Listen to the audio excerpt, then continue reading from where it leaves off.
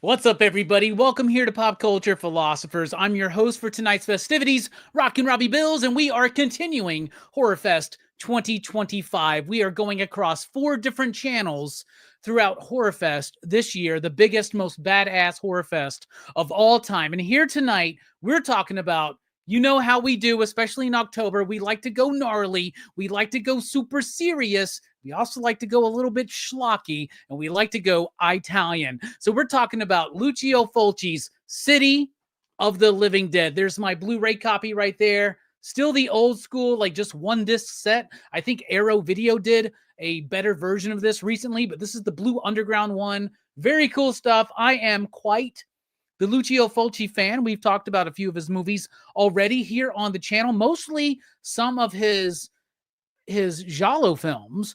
At the same time, though, we did do an in-house Horrorfest bonus a few years ago talking about Zombie, aka Zombie 2, aka Zombie Flesh Killers, or Flesh Eaters, or whatever the hell that's called. But tonight we're talking about City of the Living Dead, which is the first part of the Gates of Hell trilogy, which on this channel we've also talked about The Beyond, which is basically part 2. They're not a narrative trilogy, but it's more of a thematic and idea concept trilogy. And then there is my House by the Cemetery, which we have done on Dylan's Horror Show, and we have done on Blood Splattered Chatter, I think just last Horrorfest. But tonight it's about City of the Living Dead, aka The Gates of Hell, aka whatever the hell you want to call it, Lucio Fulci's follow-up to Zombie 2. Joining us tonight, as usual, is my man Jelani. How you doing, my buddy?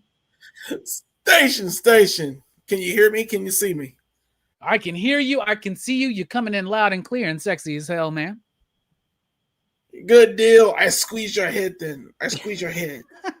That's how I murder you. That's how I squeeze your head. Man, this movie, this is the second time I've seen it, I think. And I'm still kind of creeped out by it. It's one of these wild ones, but it's still good to talk about. Hell yeah. Glad to be here. So this dude has joined us for PCP movie night before, but this is the first episode of Horrorfest that he's joining us for. And man, oh man, he had no idea what he was getting into. Lucio Fulci, Italian horror, Italian zombies. He had no idea, but he's here. It's Greg from Bearded Comic Bro. How you doing, bro? Yeah, I'm there. I'm here. I don't know if like people like horror movies, they're gonna like me being on the show, but here we go. Well, wow. I'm happy to have you here. I'm really looking forward to your outside of the box perspective on the film, you know? So yeah. Yeah, let's call it that. Yeah, let's call it that. We also got the man, the myth, the legend. He always joins us when we talk about some Italian films. It's Joe Corallo. Hey, Mamma Mia, what a movie. It's a spicy meatball. Joe's allowed to do that. I can do that. That's my story to tell. Happy to have you here. We also got joining us the other man, the other myth, the other legend. It's Brooks, the Shroom Master. How you doing, buddy? You excited to be here? Don't tell me this is your first time watching this film. Yeah, it is. It is like okay. What, Brooke? Jelani, where was Brooks at all those nights that I was like watching these movies with us, like y'all in my 20s? Not with us, man. Not with us. Like, Brooks was just too cool for school back in the early 2000s to watch all these Italian movies with me.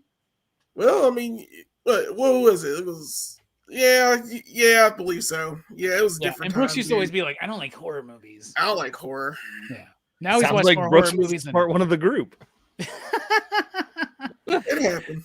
And rounding out the panel, last but certainly not least, it's the missing link. It's Steph. What's up, homie? How you doing? What's up, fellas? It's always such a difficult, monumental task to follow Brooks. Hopefully, I'll be able to keep up tonight. Yeah, I think you'll be able to manage, man. You've managed so far. Now, Steph, you've had a long road. You've had a long, interesting, shaky road with Italian horror cinema throughout your YouTube career, and I've been here for it. You know, so I'm excited to see what you think about this one. This is your first watch of this one as well, right? It is, yes. First watch for City of the Living Dead. All right. Well, let's get into it. This movie came out in 1980. It is the follow-up of sorts to Lucio Fulci's Zombie. So, in Italian cinema, especially in the 70s, what they would do is if there was something that was popular somewhere else, like in American cinema or British cinema or whatever, but in particular American cinema, if something hit, the Italians would make unauthorized sequels to these movies and make a bunch of mimicries of these popular American movies, right? There was something at the time, especially very different about the copyright laws in Italy, right? So for instance, we have all of those spaghetti westerns because the western was a very popular film genre in America. So the Italians just started pumping them out, right? Now we know that there are a handful of really great Italian made western films, but there's a lot more that aren't really remembered, right? So the same thing that they did with the western, they did with so many different types of films. In fact, just last Thursday on Plus Splatter Chatter, me and Steph were there. We were talking about Cannibal Holocaust, and out of all of the film genres, the one that is inherently solely Italian is the cannibal film, which is very interesting, which they also started making a whole bunch of different cannibal films after the cannibal film. But then there was Dawn of the Dead. Dawn of the Dead, the George A. Romero film, which we've talked about here on the channel throughout our George A. Romero Dead franchise, as well as the Argento cut of the original. Now, the Argento cut, which is the European version of the film, is called Zombie. So in Italy, a producer got the great idea to throw some money at a project called Zombie 2, an unofficial sequel to Dawn of the Dead, aka Zombie. That's why that movie's called Zombie 2 in Italy, but in the States, it's just called Zombie because it was called Dawn of the Dead. Anyway, City of the Living Dead is kind of like an unofficial sequel to the unofficial sequel to Dawn of the Dead. And it rips off, especially in the music, Dawn of the Dead, aka Zombie, and Zombie, aka Zombie 2. Am I confusing you yet? Just pay attention. It's very, very simple. Lucio Fulci didn't want to do a follow-up to Zombie. The producers wanted a follow-up to Zombie, but they didn't want Lucio Fulci to do it. Then Lucio Fulci wanted to do a follow-up to Zombie, but he didn't want to do it with the producers who were wanting to do a follow-up to Zombie. They wound up making a movie called Zombie Holocaust or something. He did City of the Living Dead. He steeped himself in H.P. Lovecraft. He reread a bunch of H.P. Lovecraft stuff. He wanted to carry an atmosphere in this movie. He wanted to make something different than just what he had made before. And I personally love this film. I don't think it's his greatest film. I don't think it's his greatest horror film. I don't think it's his greatest zombie film. And I don't think it's the greatest film of the Gates of Hell trilogy. You know how much I love The Beyond. This one for me, let me tell you about it. No story. The thinnest story. This makes like House by the Cemetery makes this House by the Cemetery look almost Orson Welles-ian, if that makes sense. There's actually some story there. And in The Beyond, there's layers to that. This one, though, very simple, but at the same time, it's got amazing effects and great set pieces. It almost feels like this.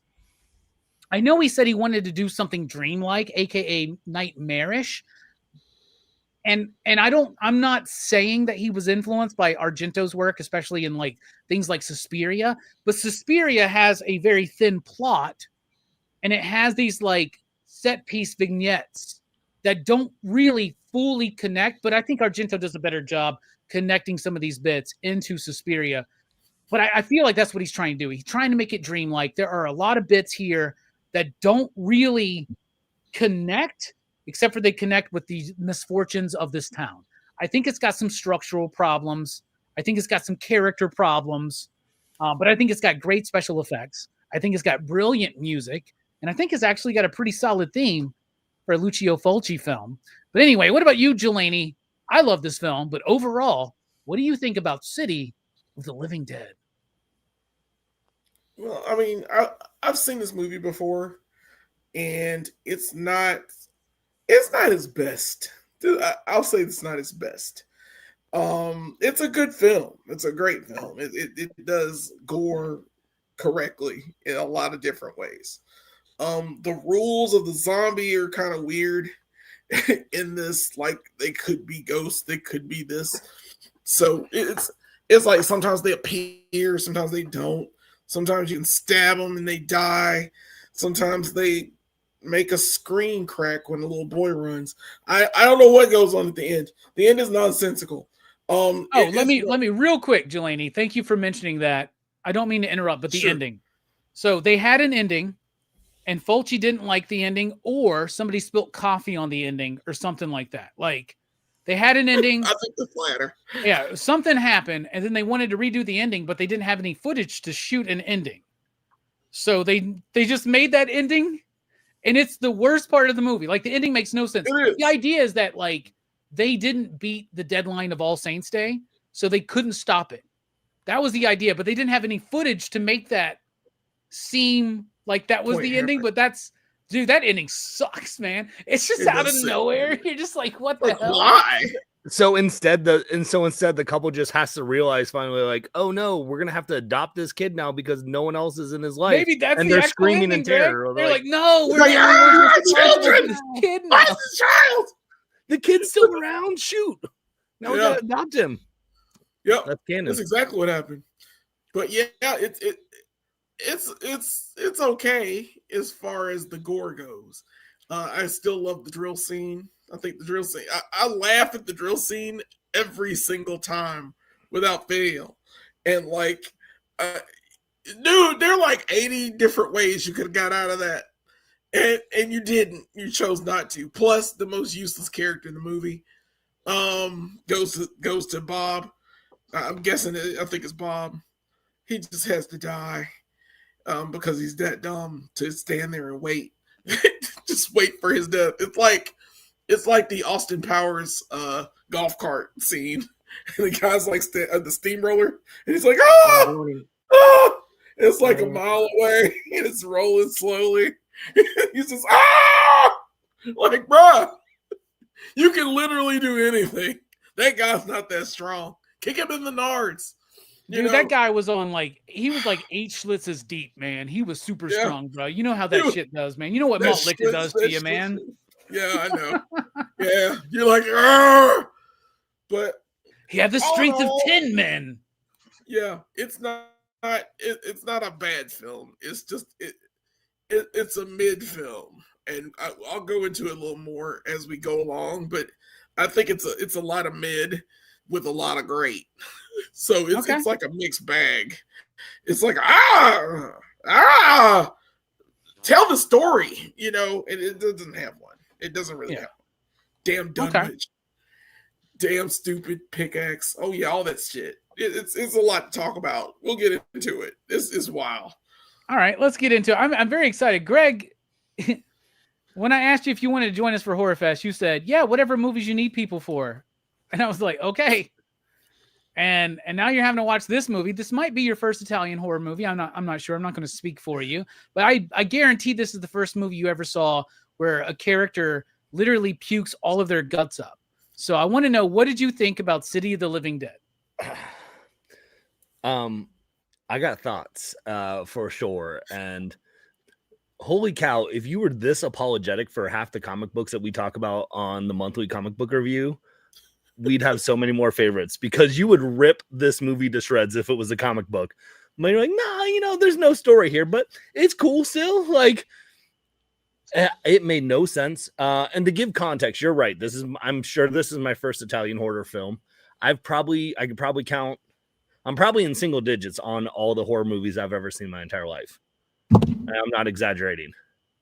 Fair enough. Fuck yeah, way to dive into the fucking deep end here. I'm just being honest. Like, you could rattle off horror movies. I'm like, yeah, I've never seen it. All the ones you listed before this talking, haven't seen it. Haven't seen Dawn of the Dead, Day of the Dead, anything. So I have a very thin So this knowledge. might be your first zombie film too, bro. No, I saw yeah, probably. I saw Shaun of the Dead. Wow. That's a comedy. That's a real comedy. Zombie. So, yeah, there's not much I can say positive about it for me. Because I don't have the nostalgia going into it. It is there's no plot. It doesn't make sense to me at all what's going on. It's very loosely of like the girl dying and then coming back, and then it's like, oh cool, now we're gonna go on a buddy cop adventure to a country that no one knows where it is. And it was just really confusing with the dialogue too. That's why I'm texting Robbie like, how is this dubbed? Like, explain Italian horror movies to me.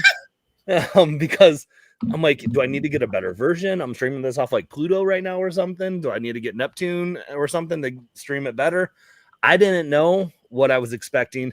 There, like, the horror gross stuff doesn't really bother me, but like at this day and age, like if that's my first exposure to it, like I'm like, I can appreciate it for what it was, 45 years ago, but it still is like, wow, this is weird. I don't know what's going on at all and what the point of the movie was. There's a lot of things where it's like, oh, you guys mentioned the drill bit. We never visited that character or the dude killing that dude at all again. They're just like, let's just kill this guy. We're not going to revisit that in any way, shape, or form. We're just like, we just want to have a chance where we can have a drill go through a dude's head in slow motion. It'll be really cool. There's so much shit in here that doesn't get paid off. Like, you almost feel like there were many versions of the script, and then they didn't like edit out the things that they cut. Like when they have that conversation, like two of our main characters have a conversation about, oh, I had a psychic tell me that I was going to find a woman buried alive, and I didn't believe him. And she goes, oh, this guy knows everything. And he's like, yeah. And I'm like, everybody, who the fuck are you talking about, man? Like, what the hell? Like, what? Like, what's going on? So, yeah, I mean, there were some, I guess, no, I don't even know. I didn't know what I was doing. I was going to try and give it some props. It's not. Greg, I want you to be as honest as fuck, dude. Just be like, I didn't get any of this shit, dude. I don't know what the fuck was going on. I didn't. The acting was terrible for the most part. It wasn't like, I saw more like cutaway eye scenes than I've ever seen in my entire life. Let's zoom in on the eyes. Welcome now let's to pan out. Fulci, Let's man. zoom in on the eyes. Yeah, that's a Fulci bit. Yeah. It's an eye thing. It's definitely Fulci. It's like, that's like, he's got an eye fetish, and it's a little weird. Wait till you should watch Zombie now. And Zombie. You should watch the eye bit in that Well, movie, man. If there's a chance where I have to do it for a show, I will. Will I do it for fun? No. All right. Well, Greg, you just signed yourself up for more future Horrorfest and March Madnesses. So hell yeah. No, I love it, Greg. I love those thoughts, because the first time I started watching Italian horror, I had some of the exact same thoughts. Like, what the fuck? This is so weird. And then I don't know. It's kind of like, you know, when you first drink beer or whiskey, you're like, ugh. But then, like, over time, you're like, oh man, this might be poisoning my insides right now and rotting them, but this is great. You know what I'm saying? Maybe that was my issue. Maybe I need to drink a little bit more whiskey or bourbon watching this movie. I would recommend some extra bourbon next time you watch an Italian horror film, 100%. What about you, Joe? I know you love Fulci. I know you love the Italian cinema. What do you think about City of the Living Dead? And when did you last see it in a cinema, presented by some illustrious artist hanging upside down, doing live art while they're doing it or something like that? Right? No, I mean, the last time I was at cinema, went out to see a movie, it was a 2024 Norwegian film, Sex, that was part of the Oslo trilogy, which, you know, I'm not going to, you probably all have heard of it, so I'm not going to get into it. But Of course. no, for this,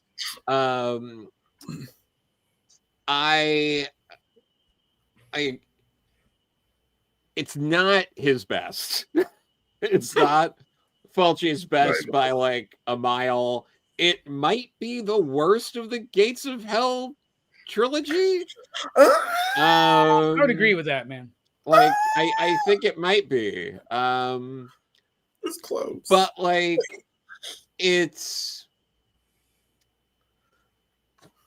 I appreciate that it challenges the concept of like, what is a plot? Because I mean, movies are all man-made. I think we can agree with that. And they're all living in a box confined by what we think is a plot, which is artificial in nature. Because life doesn't have a plot. Life Yeah, is plot's a series social of- construct, right? Yeah, absolutely. Whereas Right. you know, because life and all of these things are just you know they're a series of happenstances that there is no logic beyond all of that. And if you're doing something Lovecraftian, which is all about bending the rules of sanity, I mean, doesn't this then better represent Lovecraftian horror than most adaptations, if you think about it? So I think maybe there's something with that, but that said, it's all right. It's all right. Okay, all right. First time watch. You just need to screen grab all our quotes from the night. There's some, I guess, I don't know, bearded. It's I. Yeah. Jay's really good at picking the quotes, man. Nice. What about you, Brooks? What do you think? What did you think about City of the Living Dead? Your first watch? Yeah, it's okay. Like it doesn't pull me it doesn't pull me in like the Beyond does. I think that's like part of it is because like everyone's mentioned, it is a very loose story wise, and like it doesn't have very many compelling characters either. Like it is, but like one thing that I do appreciate is the effects are really good in it. Like he does some pretty gnarly stuff, but like even then I think like the Beyond did a little better. So yeah, it's a pretty good movie. Like it's got some like it still has that Fulci style. It feels a little rougher though than like the Beyond, which is probably like the main Beyond and Zombie are probably the main ones that I can remember seeing by Fulci. So yeah, I'd say Zombie's his first horror film, and Beyond's his third. This is his second, so it kind of fits right in the middle, right? Yeah. So yeah, like out of those three, I would say this one is probably my least favorite so far. But that being said, I didn't hate it either. Like it's just a fun. If you just enjoy it for being a zombie movie, it's not bad. It's got some good stuff too. Hell yeah. What about you, Link? First time watching? You've had an up and down history with Italian horror. So what did you think about City of the Living Dead by Fulci? That I have. I go over some positive bullet points real quick. I loved how the zombies ripped off the back of the skull. It's like just reminded me of like the kids going for candy or something. Car scene was gnarly.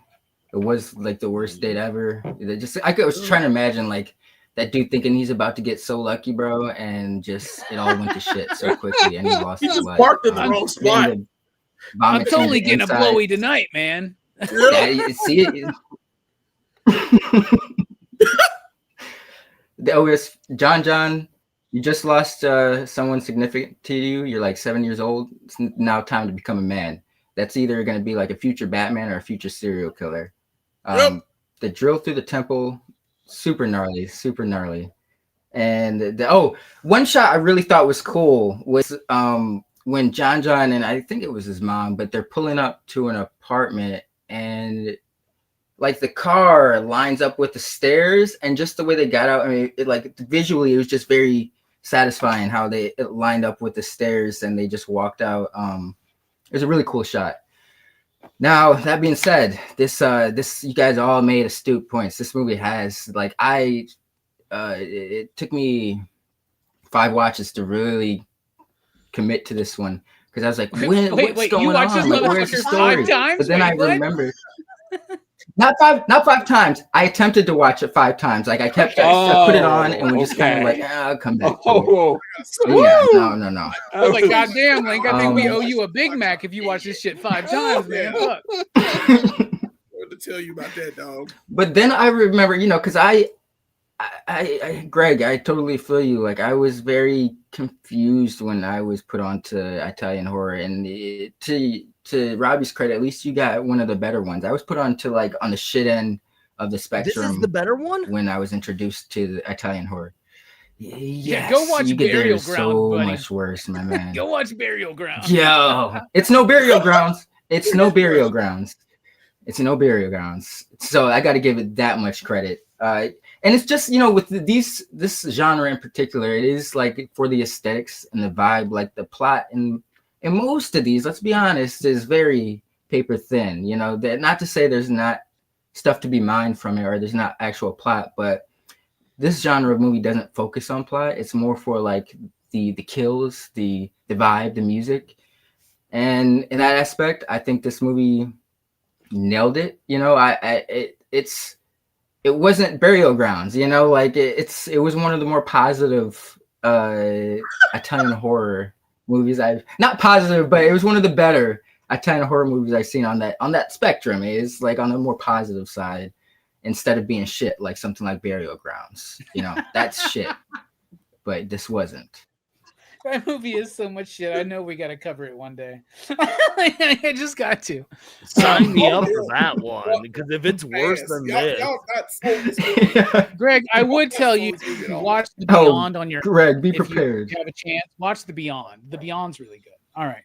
But Link, I really like what you said there. So let's dive into it. It's thin on plot. It's thin on characters. But we are the PCP Army. We are the Excitable ones, the PCP crew. We can definitely pull something out of our ass here. So what is the character / performance you want to highlight, Jelani? Kick us off. I'm picking John. I You hate never kids. picked kids. What? And I hate kids. I love that kid because I feel terrible that kid lost his entire fucking family. It started with his sister. He got some guy like rubbing his shoulders, telling him he's going to be a man now. And then the very next day, both of his parents are horribly murdered by his own sister. It's so messed up. And he takes it pretty well. It's horrible as everything is.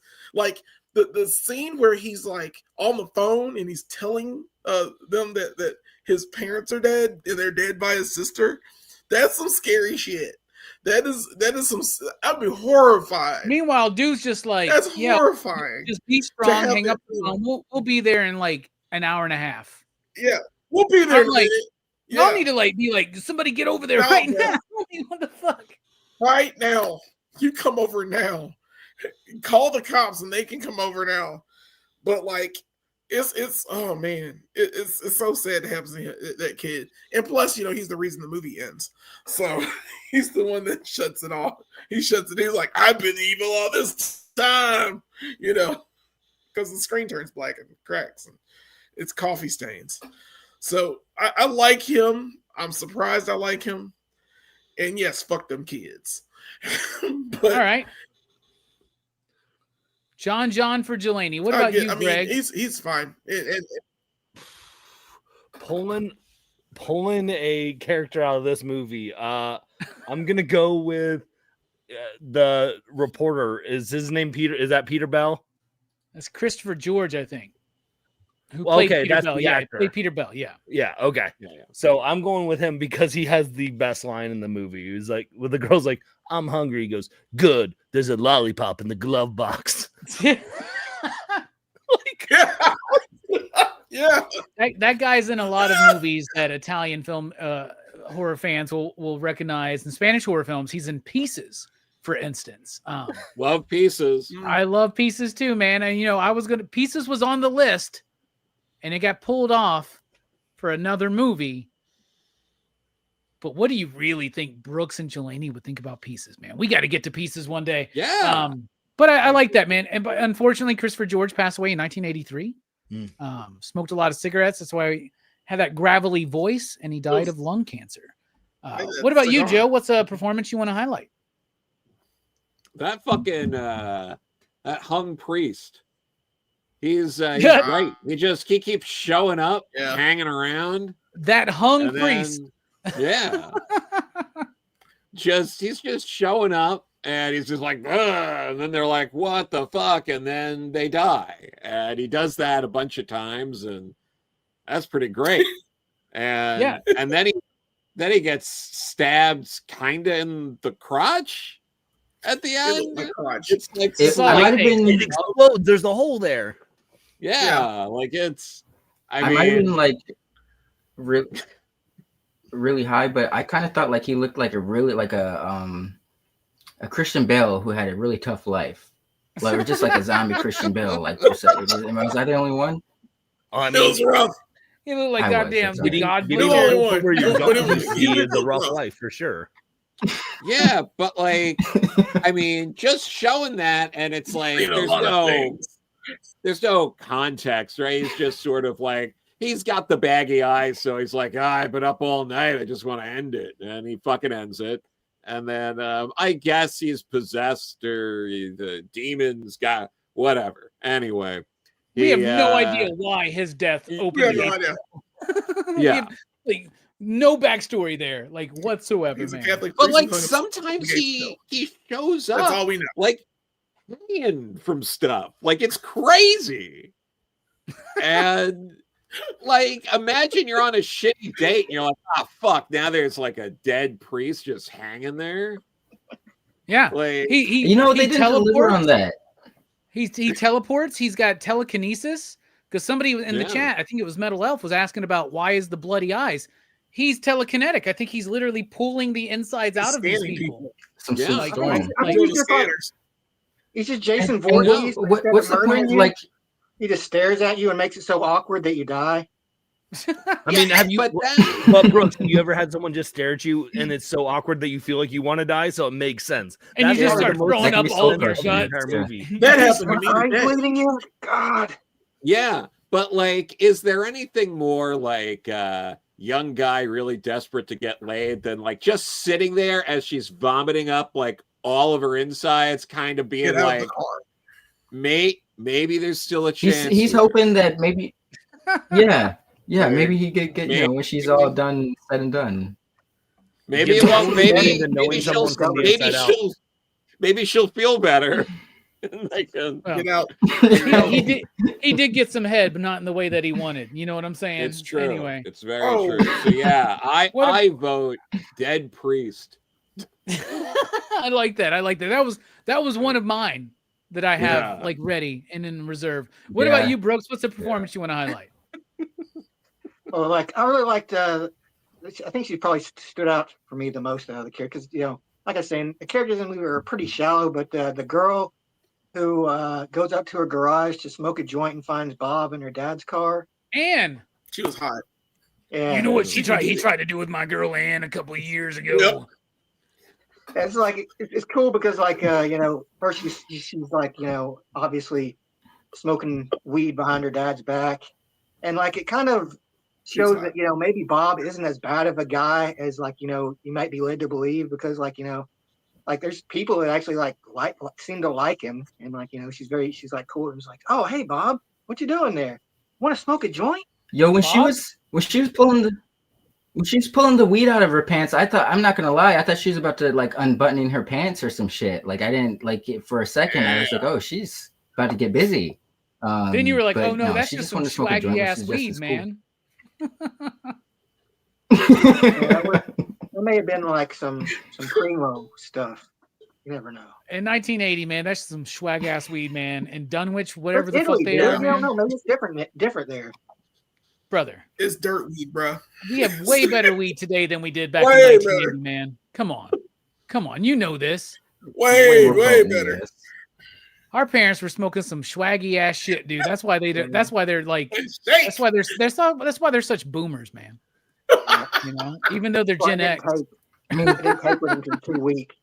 I mean, back tried acid. then, people just got the giggles from smoking weed. Nowadays, people will get psychosis sometimes. So is the potency really a better thing? Greg up there is like, what the I fuck am I see. signing You're up for? trying to here? kill me. No, I can just imagine my wife upstairs hearing this conversation going on, going, "What show did you sign up for?" That You're never going to do a show with that Rockin' Robbie again. He's a bad He and his influence. filthy friends. We're going to church right now. You're getting baptized, Greg. Sinners. feel like I needed to. What about you, Link? What's a performance you want to highlight? Man, you guys took all the good stuff. Not that there was True. much good. You can have Bob. Yeah. Yeah, You know, definitely- I'll take Bob's the good. crackhead dude. He's He useless. kind of gave He's me good. Damn it, are you taking Bob? But was that Bob the crackhead? Yes, that's Bob. Yeah, Damn it, Bob. Yeah, I'll go with Bob because he gave me hints of like Skinny Pete from Breaking Bad, and for it to remind me of Breaking Bad, I give it that much credit. Okay. I see. Yeah, Bob. He didn't deserve it. Okay, He was just I can dig creepy. that. I liked him. By the way, Bob is played by Giovanni Lombardo Radice, who is the director of The Church.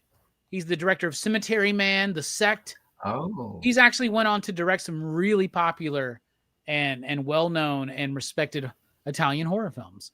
So I like Bob. Bob was going to be my pick, but since I'm not left with Bob, nor the dead priest, I will go with the woman who had to throw up all of her guts. And the reason why I'm going to go with her is because she actually had to put the intestines of, they were veal intestines is what they were, shoved into her mouth, and she had to start slowly vomiting them up. And of course, some of it is like a prop that they'd had with like a fake mouth spewing out guts, right? But she actually did have veal intestines in her mouth to try to throw them up slowly on camera, and it caused her to throw up in real life multiple times as they were trying to film. And Lucio Fulci was getting irritated, apparently. So, what's that, Brooks? That you don't say. Yeah, you don't say. It was pretty gross, apparently, for her. It'd be weird if she wasn't throwing up. Like, no shit. Right. Put these raw veal intestines in your mouth. Oh, so gross. So we can film it 8 times. No All big right, deal. let's get into the style and structure. The style of the movie I love. I love the cinematography of the movie. I love how it looks. It was filmed mostly in Savannah, Georgia. And Lucio Fulci decided that Savannah, Georgia was a little too polished looking, though it had everything they wanted to be cheap, non-union, and atmospheric, just with the architecture of the building. Savannah, of course, kind of known as a haunted location in the States. So what they did was they had to get a lot of fog machines and a lot of wind machines. So every time you see fog and wind, that is a lot of dry ice. That is giant wind machines. Like, they had to make Savannah look like that. And I think the atmosphere visually shines through because of that. There are certain camera movements where Fulci really he perfects it in movies like Beyond, for instance, but he is starting to play with camera movement to the music in a certain way that starts to elevate it just a little bit. Structurally, though, that's where the movie falls apart for me. It's a very thin story, not a lot of character development. The 3 acts are very clearly defined, but it takes a while to really get going. Once it gets going, that 3rd act is pretty freaking strong, right? But it does take a while to get going. These people act like they can't read a fucking map. They don't know where Dunwich is. They you know what I'm saying? There's like so many things hindering the progression of the characters getting together in the plot. There's a focus on the idea of a small town that's plagued by this evil. I love that. I think it's part of the theme, but they don't really nail it. It's not like a Stephen King story. It's not like, there are tons of movies where they do this, right? Where you build up a small town, you build up that energy. Stephen King stories are actually a really good way to look at that, where you have a bunch of small characters in a town. It's all experiencing something horrendous. I feel like we need a little bit more fog energy. You know, The Fog is another one that kind of goes along that same kind of idea. But in The Fog, like, all the characters seem to connect. This one, there's a lot of just disconnectedness that kind of hinders it and slows the movie down for me. What about you, Jelani? What do you think about the style and structure? Also, special effects are amazing. 100%. Yeah, I agree. The special effects are amazing. That's what makes this movie, to be honest. You know, throwing up veal and have blood running down your eyes. I think that's cooler than shit on Thursday. It's got the gore you need. It really does. It's questionable about some of the zombies and how they looked. As far as sometimes they're regular faced, other times they look like they came right out of the ground, but then, like, I don't know why they would have. And then there's just a lot of things that were going on with some of the makeup of some of the characters and and the way they moved. When they're chasing John, it's kind of weird looking. I don't know. One of them disappears and reappears and all that stuff down in the cave too. So it's all weird and wonky for its style, but it is very stylish. I will give Fulci that. Fulci always gets the credit. Beyond does this way better. The Beyond is like, damn, chef's kiss Fulci. And this is like him experimenting with it. It's just, it's not as good. It's not as good. They're structurally, like I said, it's all over the place. It's just like, I don't know what people's motivations are. I don't know why that woman like died into a seizure, fell down, and her friends couldn't tell him like she had a seizure and died. No, it was evil. She saw evil and she died of fear. No, don't tell the cops that. By the way, fuck the police. It's just so stupid how they just like talk about that, and it's just so casual, and the cops are trying to believe it, don't believe it. Also, what reason is she still alive for? Oh yeah, and she comes back to life. That's what I was getting to. She comes back to life, and then is almost murdered instantly by a pickaxe, which is still. By the way, if you suspect that somebody is buried alive within like, I don't know, I love how those grave diggers are like 5 o'clock. We're fucking out of here. Right, but anyway, we're going. That's how he's gonna open that shit with a pickaxe, dude. He killed her almost like 3 fucking times, man. 3 times. Can you imagine he finally gets it open? He's like, "Oh fuck, I killed her." Shit. Right. Why were you aiming for the center where her face would be? No fucking shit, dude. I'm like, bruh. At least Christopher George's whole bit in this movie is opening around. Shit, dude. And that's what he does. You probably hit it the first time. I don't know. You pull up on a pickaxe. You pull up. So the casket opens. I don't know. Maybe try that.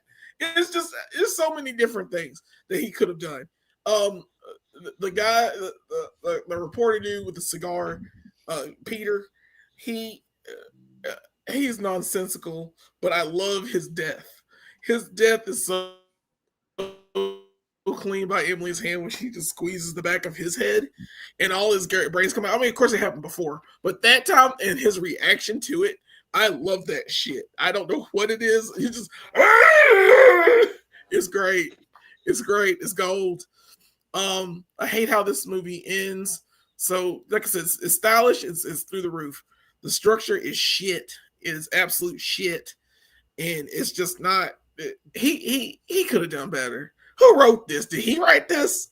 Who wrote this? He wrote it along with what's his name? It's the Dardano Sagetti, who also co-wrote The Beyond and House by the Cemetery.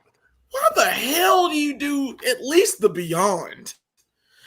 How do you do? You got to walk before you crawl, bro. This is only his second horror film, you know, and it's a little bit derivative of his previous horror film, but The Beyond is where he takes some of these ideas and he really gets to flourish them out. By the way, if you didn't get to check out our conversation on The Beyond from March Madness a couple years ago, check that on the channel right afterwards. Greg, what about you? What do you think about the style and structure of City of the Living Dead? There wasn't much structure. I'll give you style. There was some style that I was like, oh, you could tell he knows what he was doing, like cinematography wise, of like some of those, like I think Link, you pointed out, like, you know, the shot of the car pulling up and the house, like, so like those framing aspects and stuff like that were cool. And so like, but those aspects lose it because there's no structure to the movie, right? Like those they can't make up for that fact for me. Like it's such a disjointed movie. Like why were the grave diggers already like dealing with like just like a bones in a grave and just like nonchalantly going down there and hanging out with them? Like why was there, I mean, so many issues like that of just like, it makes no sense of like where they were cutting through things that never get addressed, right? Like, you know, you guys mentioned the girl having a seizure and she died because of fear. And it's like, and then they show a fire that they never mentioned, the demon fire that blazes up again at the end of that scene.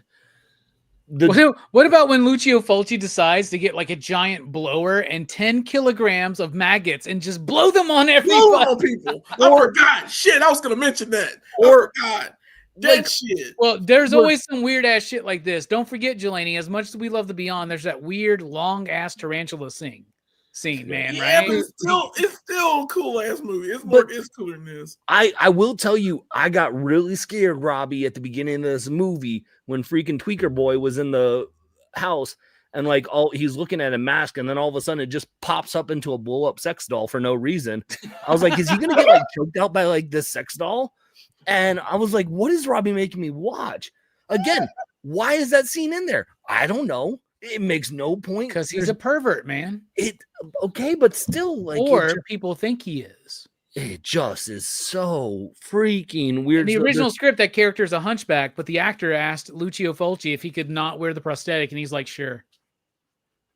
Which is random, because most people say that Lucio Fulci was very mean towards actors. So like, yeah, like it's one of those like, hey, I want to do this. This is one of those movies where it's like, hey, I have a really cool idea for a kill scene. They're like, how are we going to get there? It doesn't matter. Like, don't worry about it. We're going to go for the scene. You're figuring out Italian horror, bro. It's awesome. Like you're figuring it out in real time, dude. Yeah, it doesn't mean it's good. No, there's better ones. They figure it out better in other ones, but all right. I can dig on what you're saying. You appreciate the style, structure, not so much. What about you, Joe? Style and structure? What you think? Yeah, I mean, definitely has style, but like, structurally, I mean, the movie has a beginning, middle, and end. It has a runtime. Does it have an end? Does it have an end? It ends forever. The credits roll, so that's the ending. And the movie ends, and it's like that's how it works. Yeah. Okay, yeah. It doesn't. Yeah.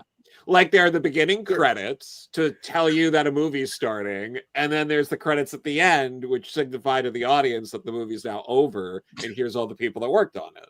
Gotcha. So like I don't know why people want more than that. I feel like after that you're just getting greedy, right?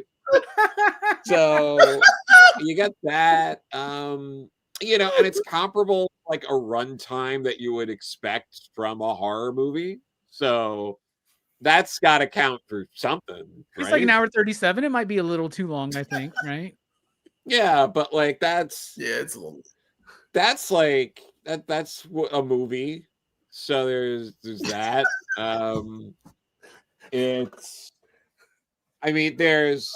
There's characters that in theory we care about because they're going through something. And then like a lot of horror movies, there's people that we watch, they get killed, and then they want to stop getting killed. So like a couple of people, they get together and they go, why don't we go to the place where the guy is and we stop him from killing us? And then they go to do that. So like maybe this movie is a little simpler than we're giving it credit for, because then they do it. And then in a lot of horror movies, it's like, but did we? And it ends.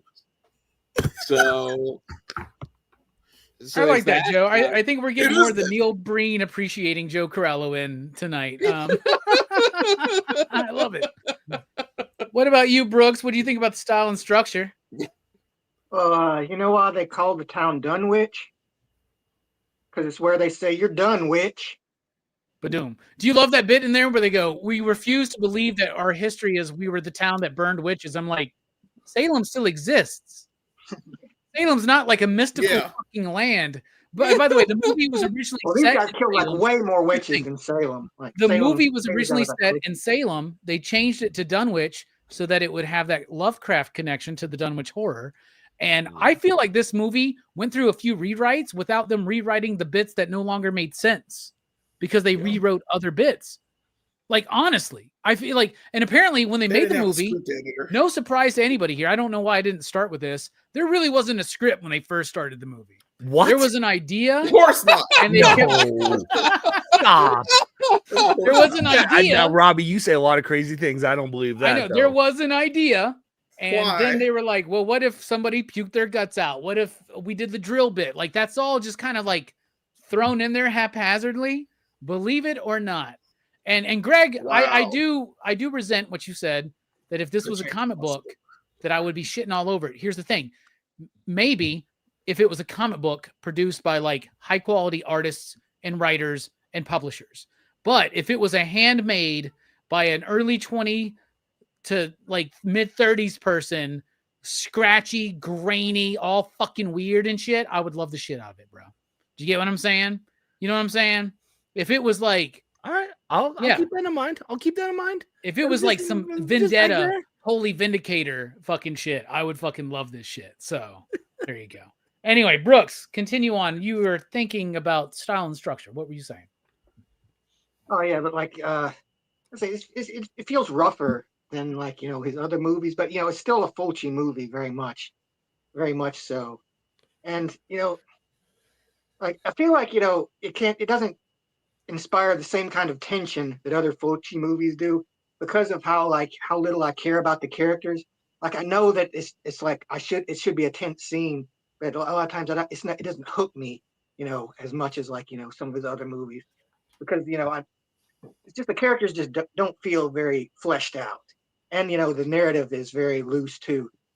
But like that being said, like I said, like the effects are really good. It's like the guts puking thing, like the bleeding eyes, all of that stuff. It's cool just seeing like those kind of old school practical effects, because we don't really get those as much anymore.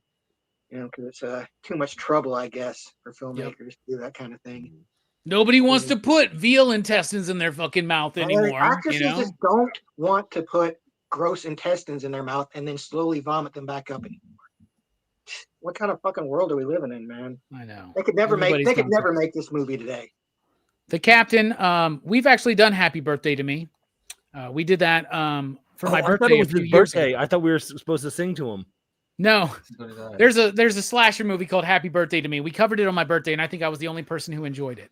But I'd have to go back and relook. But yeah, we already did that movie, and it's really cool. You should check it out. Link, what about you? What do you think about the style and structure of City of the Living Dead? The style, I think we all were on this kind of on the same page. That there's a style there. That if anything, this movie is full of style.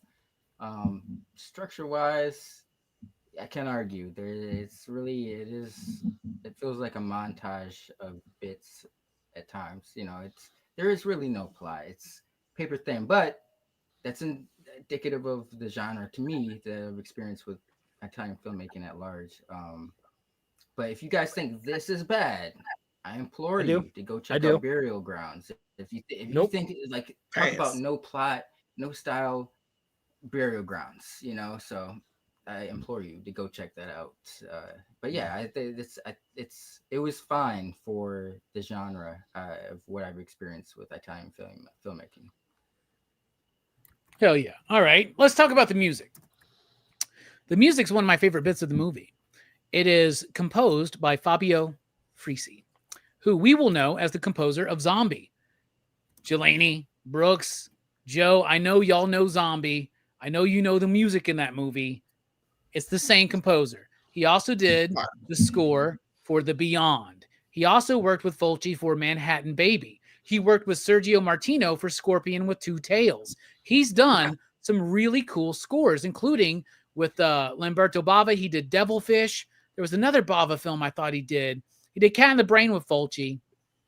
I want to say there's another Bava film he did, but I could be misremembering there because I don't see it here on Wikipedia, but it is a selected filmography. Anyway, I love Fabio Frisi's score to Zombie. I love his score for The Beyond, and I like his score for City of the Living Dead. I think it's a really good score. If you listen to it on its own, it's got plenty of atmosphere. It's got plenty of tonal resonance that really, really helps accentuate moments of this film, and also the memory, heightens the memory of it, if you will. However, two main themes. One of them is a direct ripoff of Goblin's main theme from Zombie, aka Dawn of the Dead, right? So most of this movie sounds like it's ripped directly from Dawn of the Dead. The other bit that feels like it's ripped off is Fabio ripping off himself. The main theme here, which is, I don't remember the name of it, but it means something like Mysteries of the Dead or something like that. Like that, like,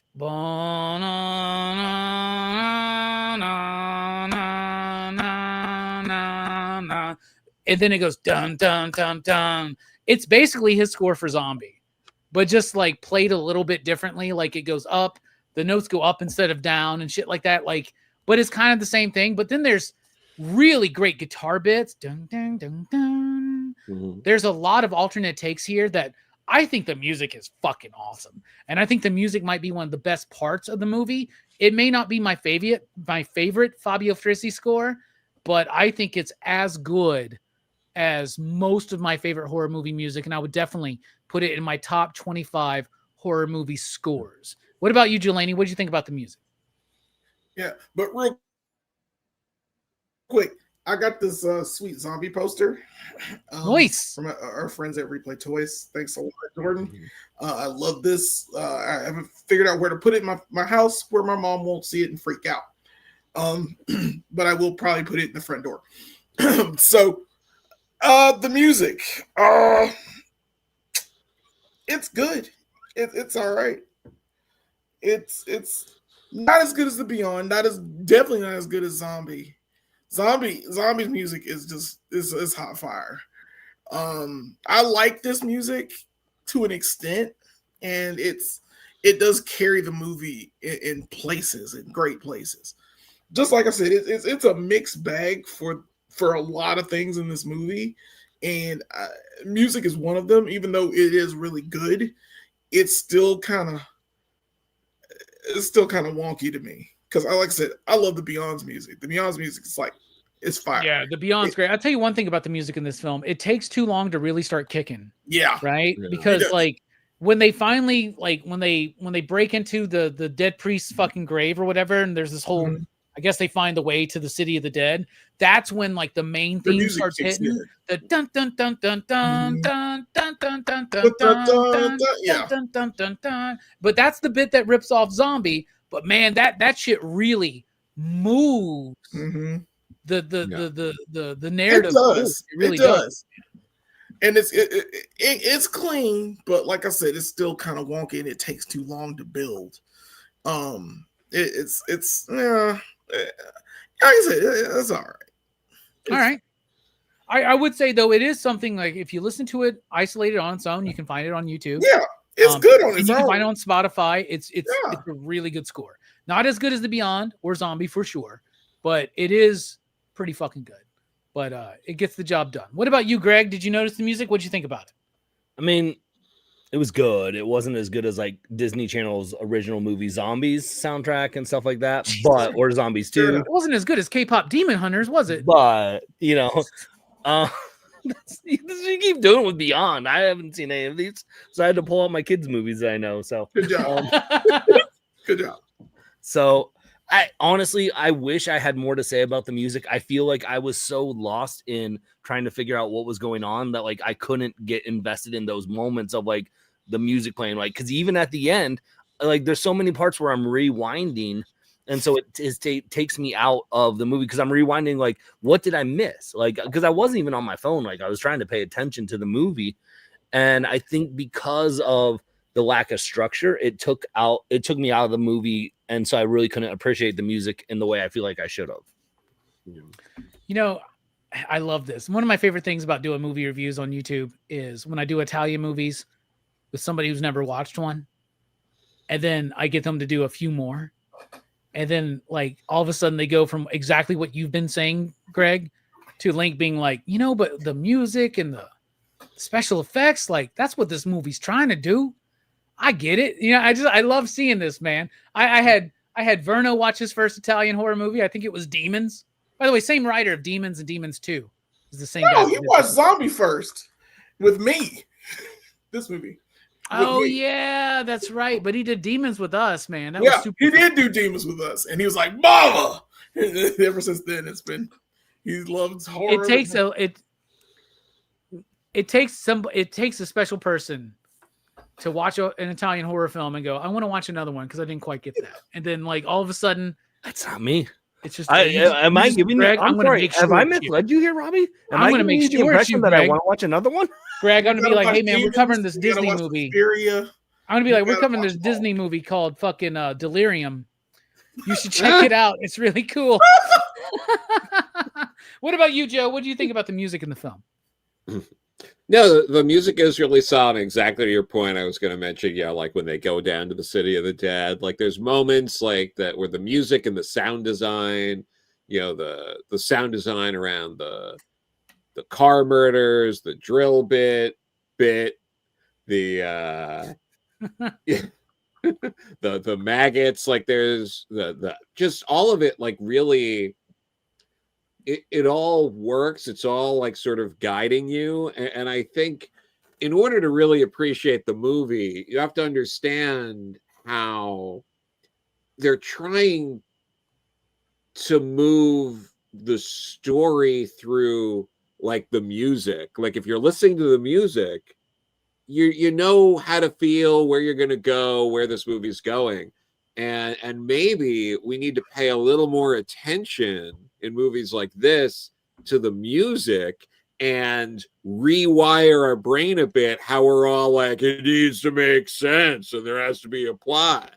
And like maybe there's another way to approach movies, and perhaps scores like this are trying to show you that maybe there's another way to experience film.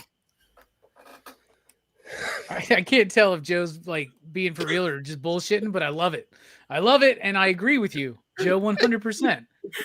And I think this is a score that does that, man. I think The Beyond is Frizzy's masterpiece.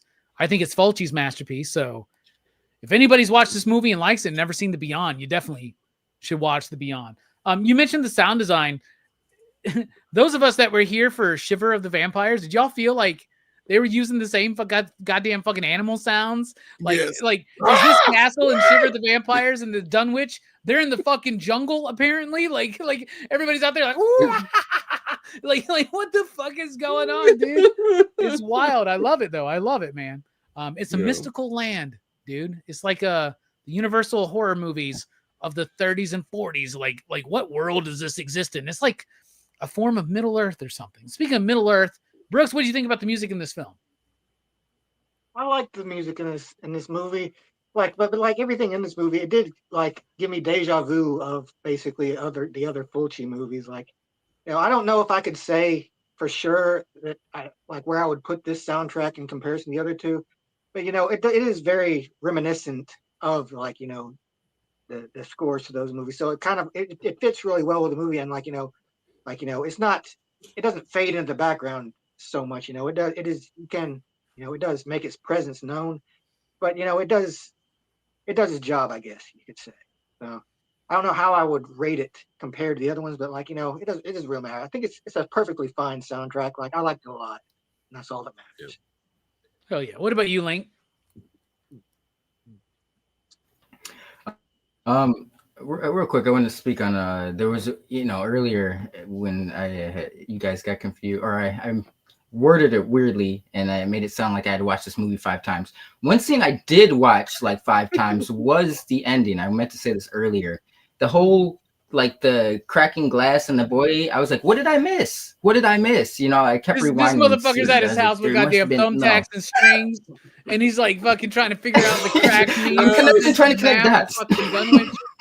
He's doing the Charlie. So I'm glad to hear the general consensus is that I'm glad that you told us that they just ran out of money, because I was like, bro, what the fuck is going over my head? I like to feel like I'm pretty on point with shit, but this one was not clicking with me. But I digress. I really enjoyed the music. It reminded me of Demon. I actually had asked Verno earlier, or not Demon, but if this movie was scored by Goblin, it did give me like Goblin vibes. Like I feel like it's, if you've heard an Italian horror film, like this is pretty indicative of, or it's the common sound of what it is. There was one song in particular that I thought was really cool, that it had like this weird instrument that I think it was like the dichotomy of like how gnarly shit was, but it sounded kind of like happy-go-lucky, so it kind of made it stand out. But yeah, the music was fine for me. I thought, you know, it reminded me of Goblin, so that can't be a bad thing. Yeah, I dug it. Hell yeah. Look, Greg keeps saying, I have never heard of any of these movies that anybody's talking about tonight. Lava! Oh, sorry. This dude's like, I haven't even seen Hocus Pocus, motherfuckers. I haven't even seen Small Soldiers, dude. That's too scary for me. No, I have seen Small Soldiers. Don't even go there. I have seen Halloween Town. Does that count? It's another Disney Channel original movie. You're killing me, bro. All right, here at Pop Culture Philosophers, we like to dive a little bit deeper. We like to talk about the themes of these movies. So, Jelani, City of the Living Dead, has it got a point? What's it saying to you? What do you pull out of this film? I don't know. Don't hang yourself so you can open a portal to hell, I guess. Well, what is it? Because he's a priest? Yeah. Like, if you're a priest, or is it just hanging yourself in a graveyard? Is it a priest? Is it sacred ground? Was it a demonic priest? There's so much backstory. In fact, Joe, have you ever thought about writing a prequel to the Gates of Hell? I mean, I'd be more than happy to. Explain the house by the cemetery. Yes, please. Somebody explain that to me. 2 movies that involve somebody named Bob, and somebody throughout both movies keeps going, Bob, Alistair.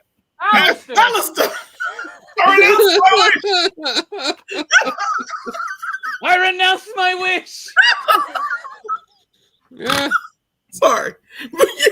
I guess it would be like the balance between life and death.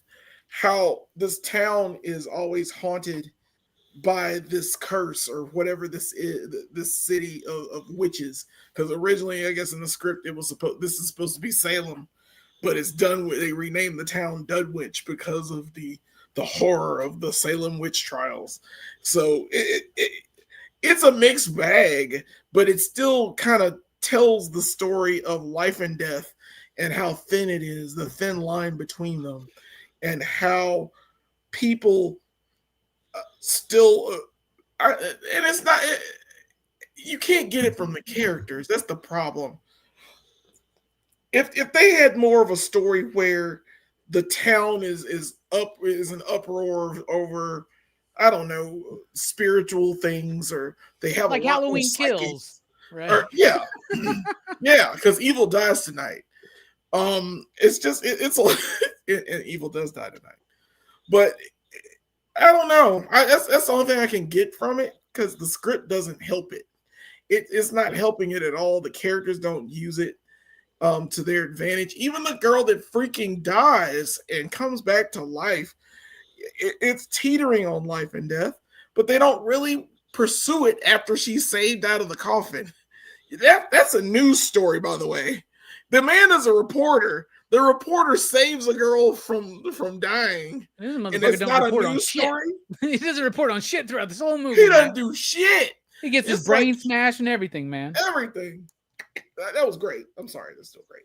But yeah, that's all I can pull. Every time I rewatch this movie and he dies, I go, "Oh fuck, I forgot this dude dies and doesn't make it." Why does that asshat with a fucking beard make it though? You know what I'm saying? God, he's useless. Nobody mentioned that character. You know why? Nope. Because he fucking sucks, dude. He fucking is a psychiatrist who's in a fucking session with a client. He allows his like fucking 20-year-old girlfriend to just barge in while she's talking about how she's dreaming of marrying her fucking dad and shit like that. She's like, I guess everybody wants to marry. I'm like, there's way more deeper shit in this movie to unpack than some of the other shit. Like, what? That is the most unethical psychiatrist I've ever seen in a film, man. 100%. Yep. But yeah, it's all those things. So the balance of life and death. That's what I got. I like that. That sounds like a little bitch out, but you know what? It does apply, and I appreciate that. What There's about nothing to get from this movie. It is a bitch out. What about you, Greg? Speaking of bitching out, what do you think about this movie and its theme? I highly disagree with you, Jelani. This movie is so deep on so many levels that, like, I feel like the thing that's really trying to get to the core of, because that's what I want to watch when I see an Italian movie, right? Is And it's talking about fear itself and how fear is crippling to us, and how it if you can just get over your fear, you won't die by zombies. And if you can blink and close your eyes, they'll disappear. And that then allows you to overcome your fears, because fear is the root of all evil. And apparently, according to this movie, and don't be afraid and you'll be fine. Don't be scared. Don't be You know, scared. I kind of half feel like Greg's just fucking around and bullshitting us, but I think you're That's right. a good point, though. It's a little bit of both. A little column A, a little column B. It's a little Joe, and it's a little, you're right. Okay. What about you, Joe? What do you think this movie's saying to you? So, I mean, this movie is a deep dive into nihilism, right? And it's very much using Lovecraft, because that's a theme through a lot of Lovecraft, is this nihilism, the inevitable, and what you're doing is stopping you're trying to stop the inevitable, and that's the path to madness. Is often something in Lovecraftian or Lovecraftian inspired work, and here, you know, it's everything's sort of like elemental. The priest, you know, committing suicide in the cemetery, all that. It all sort of represents, you know, there are these tragedies, and how we get sort of, you know, like they affect us. These things happen, but there's nothing we can really do about it. And it's that balance between sort of embracing the madness of life, or, you know, trying to stop what we can't stop. And that sort of culminates, and the ending kind of feeds into that as well, because what they end up doing doesn't work. They don't end this, you know, sort of madness that is released. And in that, it's sort of, you know, examining, like, you can do all the planning you want, but there are only so many things that we can control, and the people who make it out of this, you know, there are people who sort of like embrace that, but it's not everyone, right? Because yeah, there is a lot of random violence, there's random death of the world, that's just what happens. But, you know, sort of the only path out of it is, or the only choice is to embrace that and move on. And I think that's sort of what the movie's getting at. Hell yeah, I really like that. And I think it's the same theme, especially involving the ending of The Beyond and House by the Cemetery. I think those films do it a little bit better, obviously, but it's kind of that same nihilistic, Lovecraftian, the universe doesn't give a shit about you. The old gods, the old forces, they move whether you care or not, whether you notice or not, right? You are just dust underneath their grinds, if that makes sense. What about you, Brooks? What's this movie speaking to you, my man? Well, like, you know, like when I first watched it, I thought, like, you know, I thought how odd it was, you know, that the very idea of a gate of hell being opened by some priest just hanging himself, and like, you know, like it seems like a really weird, arbitrary reason for that to happen. And like, you know, the way the characters are so, like, you know, seems so uninteresting. But like thinking on it, I think maybe it was intentional. Like, you know, like the idea of, like, you know, the whole thing that sets it off, the priest hanging himself. It's just like, you know, that's how life is, you know, like sometimes like just random things happen, and like, you know, and who even knows if the priest hanging himself is actually responsible for the thing. It could be something else, and maybe we just think it's the priest. But like, and, you know, the characters, That's so much like worse. the characters are like, it's so uninteresting because, you know, that's how most people are. Like most people are just boring guys who are, like, you know, living their life. And like, you know, it's like these like just kind of dull turd characters are just kind of floating around in the toilet bowl of the story of, you know, whatever is going on with these like zombies coming back to life. So yeah, I think it's about, you know, it is about kind of those inevitability of certain forces. Like you were saying, like there's some things that you just can't stop, you know, like, you know, the old gods or whatever, fate or whatever you want to call it. But, you know, Yeah, bro. It's 2:30 in the morning. You decide to stop at Crystal's and get some goddamn chili cheese fries. You ain't gonna stop what's gonna happen. No, man. Like you can't. It's nature, man. It's just going to happen, and you've Yeah. already set it into motion. Yeah. I like that, man. What about you, Link? What's this movie speaking to you?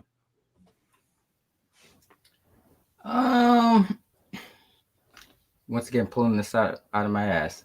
I think it's kind of like there is a theme of it speaking on like religious belief, I guess.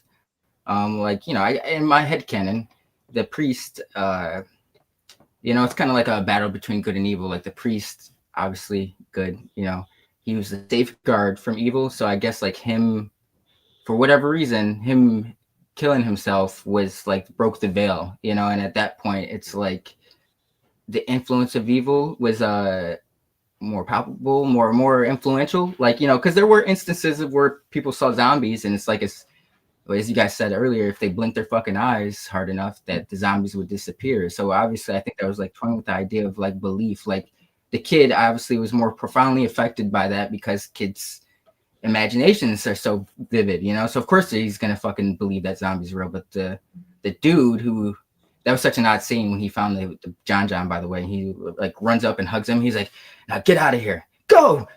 And then he just like has a stare down with the zombie. That was so odd. But I think it is kind of like speaking on like the foundation of like religious belief, like good and evil, to an extent. Once again, that is pulling out of my ass, but something along those lines. All right. I like that. By the way, I don't know if I've ever legitimately been angry on this channel, but this is making me angry right now, Jelani. I don't even know if you've seen Burial Ground, but do not even fucking say shit like this.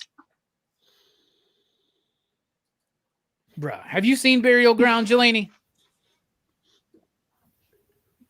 Terrible movie. Jelani, unmute yourself. Have you even seen Burial I was Ground? gonna let it go for a while. Oh no, I muted myself. Oh no. All right, I'm gonna let you borrow it, bro. I would love for you to watch pass. Burial Ground and give me your thoughts. I'm pretty on sure it, it's man. like way better than the Funhouse, which is trash. It's 100% garbage. Delaney, I'll watch it if you watch it. That's still a hard pass. Fuck That's still a y'all. hard pass. No, thank you. You will I'm never pretty be sure Funhouse so quick to give Funhouse up is on like a film in rocking your it life. though. All right, for Yeah. me, what is this movie about? I think this movie is about. I love what I think it was Brooks that kind of mentioned it. Like we don't know. So this priest kills himself, starts all this shit, but we don't know if that was the instance or if it's just a part of it, right? Because here's my headcanon, Steph, is I feel like this movie to me is about scapegoats. Okay. And I don't think it was, you could have the priest kills himself. It unlocks the gates of hell. Zombies start rising, all this shit, whatever. That makes enough sense to have a zombie movie, right? That's really all you need, right? You watch a zombie movie. What do we really want? We want gore. We want deaths. We want bites and kills and all kinds of shit. We get brain smashing. It's pretty fucking dope, right? But the reason is this death of this priest. But what if the priest's death is merely a symptom and not the cause? What I look at is I'm looking at movies, like the work of Stephen King, the work of David Lynch in Twin Peaks, David Lynch and Mark Frost, a small town with a bunch of eccentric characters, a small town that's haunted by an overall malaise, an overall apathetic evilness or uneasiness or something, right? If that makes sense, right? So I feel like this town is festering with the evil within, right? And this priest's death is just a symptom of that, and it unleashes all this. That's why I think the movie would actually work better if you built up those characters, if you built up the small town. Hell, even Humanoids from the Deep did that a little bit better, right? Where they made us feel the community of this town and the history of this town and the community and the violence and the hatred within this town. And I think this is more about that bubbling up. And I think that's why the Bob character exists. I think that's why Bob is basically one of the main characters in the film. But once he gets killed, they never go back to it. But to me, the whole point of the film is the drill bit. And it is where all this evil is happening because there's evil lurking underneath and nobody has stopped it in our community. And we keep allowing it to happen and we're blaming somebody else, somebody that's different. And I think with the initial idea that he's supposed to be a hunchback or something, deformed in some kind of way, shows that maybe he was meant to be a character that's not supposed to be all there. Maybe that's why we're seeing that when Anne says, let me smoke a joint with you. If she legitimately felt threatened by him, as these adults in this community think, she wouldn't be like that. You know what I'm saying? So like, I think it's about that. I think it's about an evil festering within a community that is allowed and them allowing a scapegoat to take the blame for it. And what does that result in? Nothing. They all die. They all get got. They don't Another stop. famous scapegoat? Witches. Yes, exactly. And it's kind of, but like, and also the idea that it's inevitable. It's not, you're not going to stop it. They, before the end of the movie, what's her name? Catriol or whatever, looks at Christopher George and says, it's All Saints Day.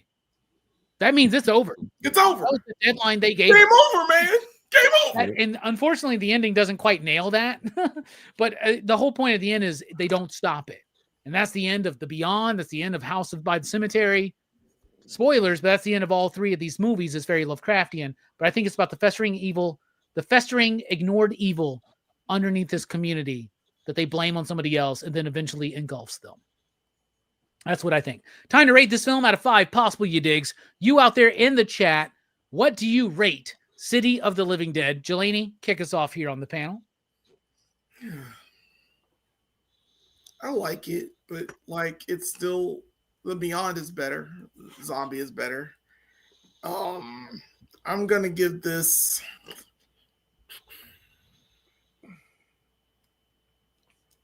I'll give this a 3.5. I'll give it 3.5 because it could be better. Like they had a premise there, but they're doing the whole Avengers Doomsday thing is we're writing it as we go and we throw stuff in for fun. We'll see how that goes, but it's almost a movie, but the gore is what gives it the other points. The gore in the long drill bit scene. Dude, that drill scene is so dope, man. It's so badass. It is. It's just, why the hell didn't you get out the way, dude? You could have gotten out the way. It's a lot of stuff going on with that. And the end is just, the end messes it up for me. Like every time I watch the end, I'm just like, I forgot they didn't finish this damn thing. And it looks like it. So, you know, the kid is the kid has been the evil the whole time. That's what I picture it as. That's my headcanon. That kid has been. Never trust somebody named John. Never trust somebody with 2 names like that. He's freaking Macaulay Culkin in The Good Son. Yep. Dude, that's a great movie. That's a good movie, The Good Son. Hell yeah. Yeah. But yeah, that's what I give it.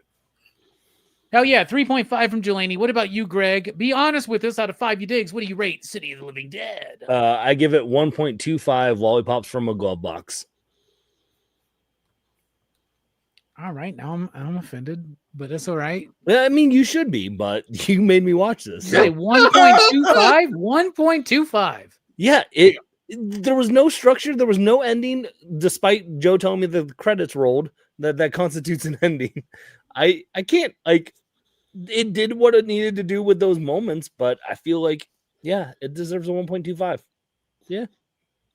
You All said right, be honest, Robbie. Now you want me to change my feelings? No, I want you to be honest, and now I don't want to talk to you. What about you, Joe? What do you feel? You know, it's tough because, like, I do, I enjoy a Fulci movie. I put this below like so many others because it's also below a lot of like the Giallo too, right? I think Lizard Woman's Skin is a little better. I think Don't Torture Ducklings better. I think Psychic's better. Like there's, I think New York Ripper is slightly better, bro. No, I agree. I like New York Ripper a lot. You know, it's wild, but yeah. So like, it's tough when it's not that like. It's probably in the lower half of Fulci movies for me. Like I still I still enjoy this. I'm a little torn. I think, like, even just like compared to a lot of the other movies of his, like, I'm giving it a 3. Like, I do like it a lot. There's a lot I like, but there are things that are clearly not working on some level. So, like, I don't want to take away from my love of, like, probably what, a dozen other Fulci movies almost that I probably put over this, but yeah, like, even still, with all of that, it's still at least a 3, I think. Hell yeah. A 3 from Joe. What about you, Brooks? What are you thinking? Yeah, I'd give this one a 3 as well. Like, compared to the other two Fulci movies, I think it's not quite, it doesn't hook me in as much as they did. But, there are parts of it I do like. I think the effects are really cool. And, I think the idea is there, but like, they didn't prioritize, really making a narrative in this one, which it hurts it a little bit. In a way, it makes it makes it kind of interesting in a way. But, as far as zombie movies go, like, you could do better, but you can also do a lot worse. Hell yeah. Sure. 3 from Brooks. What about you, Steph? What you thinking? I'm right there with brother Jelani. 3-5, man.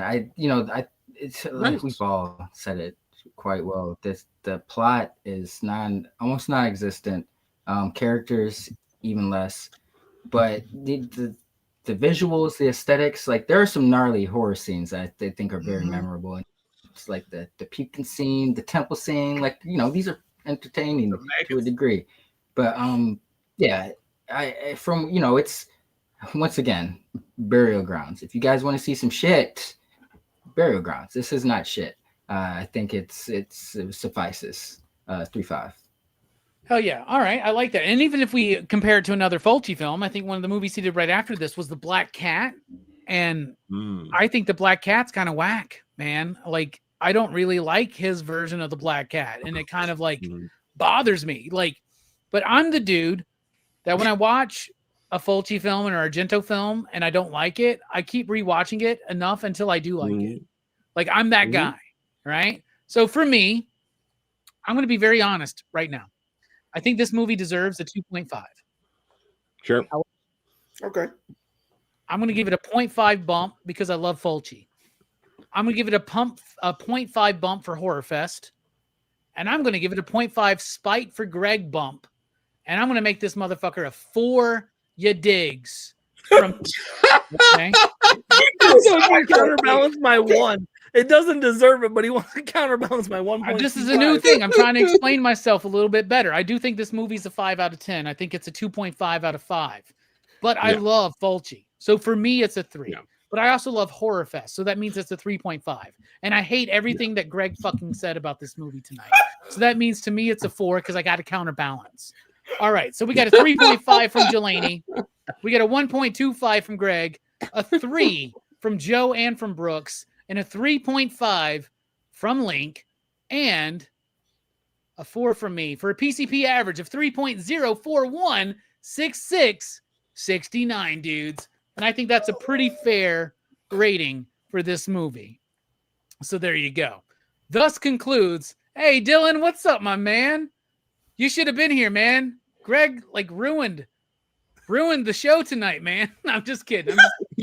I'm just kidding. Greg, I love you. And by the way, Greg, the next movie that I signed you up for, Dracula's Daughter, way different. You're going to love it, dude. Trust me. Good. You're going to love it. The only thing I would say is, have you ever seen Bela Lugosi's Dracula, the original? Watch that one. You don't need to, but watch that one. I've read his comic book that Fantagraphics put out or whatever. So. Skybound, right?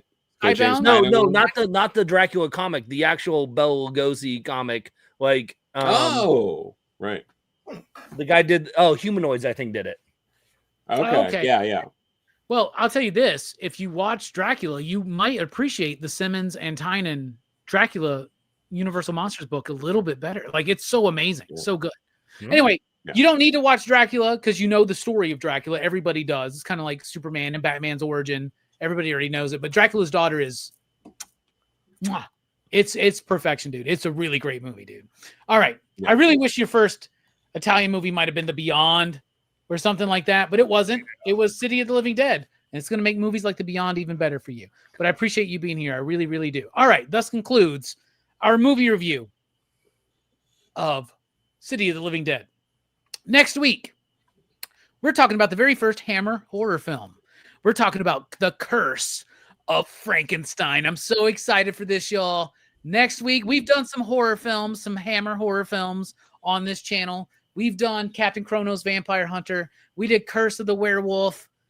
But now we're diving into the goats, right? Curse of Frankenstein. We got Peter Cushing. We got Christopher Lee. That's going to be great. Tomorrow night, Fable joins us over at One Collection Down for Horrorfest with Pitch Black. Right after that, Dylan's going to be talking about Bone Tomahawk. And then on Thursday, over at Blood Splatter Chatter, they're going to be talking about Jeepers Creepers. So that's the rest of the week here on Horrorfest to kick off the first week in October. Pitch Black over at One Collection Down, Bone Tomahawk over at Dylan's Horror Show, and Jeepers Creepers over at Blood Splatter Chatter. But then join us to kick off the next week of Horrorfest here on Monday night, 8 p.m. Central Time for The Curse of Frankenstein. Jelani, thank you so much for being here. I love you. You're my dog. I appreciate you. What you got coming up? Let's see. Well, I had fun with this movie like usual. Fun with you guys, of course. It's such a great time to do this every Monday, by the way. I actually get off work sometimes if I'm not working just to do these. So I love you guys for as well. And it's really cool. And of course, the most love I have is for me and Brooks's love of toys. And our love of toys brings us to Go Figure Reviews, our channel where we do toys and stuff. And we did a couple of videos. The first one is the Captain America Venom 2-pack from Hasbro. It's not bad. It's game reverse. It's cool. We do some stuff like better that. than I thought it was going to be. Venom Yeah, was it's better. sweet, man. Yeah, they're pretty sweet. And we also did our own review of She-Ra and Swiftwind. We are That was Swifties now. perfection. I'm so That's right. jelly, man. Yeah, we're Question. Swifties now, and we love Taylor Swift. That's what we do. And we talk about She-Ra. And this 2-pack is sweet, and I suggest you check out the video. Love us, hate us, watch us, Yo, do all the stuff. do you guys have Jelani Brooks? Do you guys have the old school Marvelverse Capcom figures from like back in the 90s? Yeah. Yeah. I have a few of them. You talking about the X-Men versus Mega Street Man. Fighter I ones, was- the Marvel versus Capcom Mega ones? Man, Oh, right. yeah. Yeah. I had like, oh, you got Mega Man? I still have my Yeah. Cyclops, bro. I used to have Cyclops and Bison. Cyclops with that came with, like fucking this dope jacket, ass bro. brown leather Yep. jacket. Yeah, that jacket, Yeah, man. yeah. Brooks Yep. and Jelani been Mhm. talking about that shit lately, man. Like, I love that figure line, dude. It's I awesome. love that I got one. that Wolverine. that I only did have this. my Cyclops, bro. Yeah. Yo, yeah.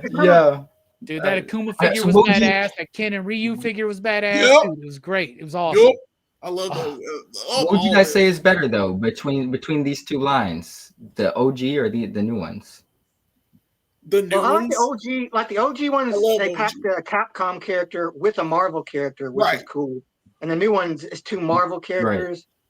So in a way, I kind of prefer that, but like, Oh, And it's I don't better. know, like articulation. Hasbro and Probably Jada not. could work They're their shit better out. figures. That would be so cool to do like Street Fighter versus X-Men again or Yeah. something. I would love that. But the Jada toys Fuck are in. yeah. Are they in scale with the Hasbro yeah. Marvel Yeah. Legends? yeah, I mean, The like, they're Jada pretty much toys perfect. and Are they? the, Wow. So y'all need to Yeah. do. This is what y'all the need to do. Stormarita figures. The Giving you an Stormarita idea figures. right now, Jelani and Brooks. Y'all need to do X-Men versus Street Fighter. Once all the Street Fighter figures come out, because they're on the last wave coming up soon. Yep. Like, do those figures, but like, I like the that, modern the Street Legends and Fighter the with the Marvel. Marvel. Yeah, dude, that'd be Yeah. great, dude. We do Mhm. comparisons. Yeah. It should. It will happen. We will Hell do yeah. it. Somebody, if there's any blue wrenches out there, please throw a link out to Go Figure Reviews, and please throw a link out to Bearded Comic Bro. Greg, thank you so much for being here, for indulging me. Thank you for joining for this movie. I like to test my friends, and you Yeah. passed the test, bro. You watched the movie. You had really good thoughts about it. So what's coming up for you? Thank you so much. I mean, If you couldn't tell, I don't typically do horror reviews on my channel. I do comic creator interviews, and so I drop them every Monday night. So right before I hopped on this show, I dropped my interview with John Jackson Miller, who's actually the author of the Batman Revolution. He also did Batman Resurrection, which are 2 books. They're novels set in the time frame in between Batman 89 and Batman Returns. So he goes deep dive into his love for Batman. And then if you like the Burton universe movies, that's a really good novel to pick up. But read Resurrection first because it came out before that last year. And then next Monday, I got Mike Deodato Jr. Is on the show, talk about his time, just in comics. Really great artist. And then, but we talk about his new AWA projects that are coming out. And yeah, got a couple others lined up, but every Monday new interviews drop. So Hell yeah. Mike Deodato Jr. is one of my favorite artists. I love that dude. So hell yeah, that's a good get, man. You've been killing it with those interviews, Greg. Yeah. thanks. What about you, Joe? What's coming up for you? Thank you for being here, by the way. No problem. Thank you for having me. But for me, the other week, the environmental benefit anthology I put together with a friend of mine, Molly Jackson, Crisis on Our Only Earth, came out through A Wave Blue World digitally. So you could go to their website, and pick that up. We've got great stories from, I do a little bit, but we've got pretty wide variety of people. There's some Sweeney Boo in there. Mindy Newell, who's one of the first women to work on Wonder Woman. Probably the last published story from Trina Robbins is in there. So, check that out.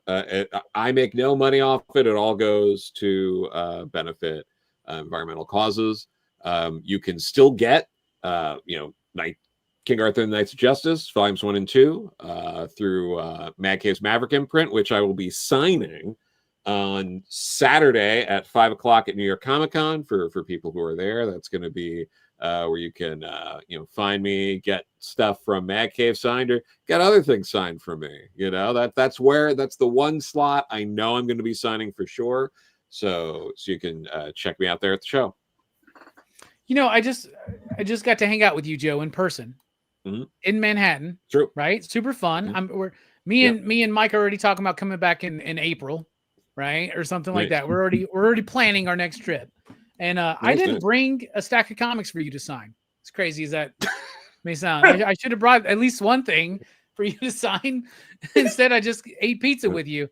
But it was super fun So, You don't sign comics on the first date. It's the second date. Really? Joe, are you into baseball? Would you go to a Yankees game with us? I like baseball enough that I would absolutely go to a baseball game for sure. Hell yeah. We just get drunk, get high, and go to a Yankees game. Sounds good, right? Done. Yeah. I wouldn't. Hell yeah. All right. Brooks, thank you so much for being here. Final thoughts. What you got? All right, just the Go Figure reviews thing. I do that as well. I'm there. I tell great jokes. I'm very funny, very charismatic. So I would recommend you checking that out. I was going to do like a bleeding eye effect thing, but it was too much trouble. So I'll just give you the Dead Priest Gaunt Stare instead. There we go. You're not pale enough, bro. But No. I appreciate that because I was trying to get up this whole I was trying to get a bunch of antelope guts shoved down my throat just so I could do the ending right, but I couldn't do it either, right? But maybe Steph has got that perfect bit for final thoughts. Steph, are you going to be there on Thursday at Blood Splatter Chatter? It's your pick, right? Yes, sir. This Thursday. Yes, yeah. This is an interesting one. But it's I think one of the last, besides Art the Clown, I think it's one of the last modern new creations that really, if they didn't have so much such a troubled backstory with the director, I think the Jeepers Creepers creature, it's got such a cool design, cool mythos. But yeah, it's gonna be a fun one. Justin Long, you can't go wrong with Justin Long. Hell yeah. All right, so check out Brooks and Jelani over at Go Figure Reviews. They just talked about She-Ra and Swiftwind. They just talked about the Venom and Captain America from the Gamerverse. Go check out Greg at Bearded Comic Bros, where he's talked to John Jackson Miller about his Batman novels, and of course Mike Diodato Jr. dropping what next week? You said next Monday. Super freaking cool. Check out Joe Corallo, all of his books. I would recommend She Said Destroy. I'd recommend Never Ending Party. I would recommend the Deadbeats anthology. I would recommend anything with Joe Corallo's name on it because it's all pretty good stuff. Look at that. Look at that. Thank Sucking you. up over there, was Greg. great. That's nice, man. That's good. That's good shit. Good stuff. The S's are right here, so it works. So Horrorfest continues on tomorrow night over at over at One Collection Down. Fable is joining the fray with Pitch Black. Afterwards, Dylan's going to be talking about Bone Tomahawk. On Thursday night over at Blood Splatter Chatter, the crew's going to be talking about Jeepers Creepers. And next week here on PCP Movie Night, The Curse of Frankenstein. Super excited for it. We love you. We're dipping out. And my final thoughts are this. Fuck, I don't have any. Anybody remember a line from this movie? Yeah, there's a lollipop in my glove box. There's a lollipop in my glove box. Good for you, bitch. That's what he's saying. Right? That's what he's basically saying. There's a lollipop in there, bitch. Go find it. That's what's going on. Love you.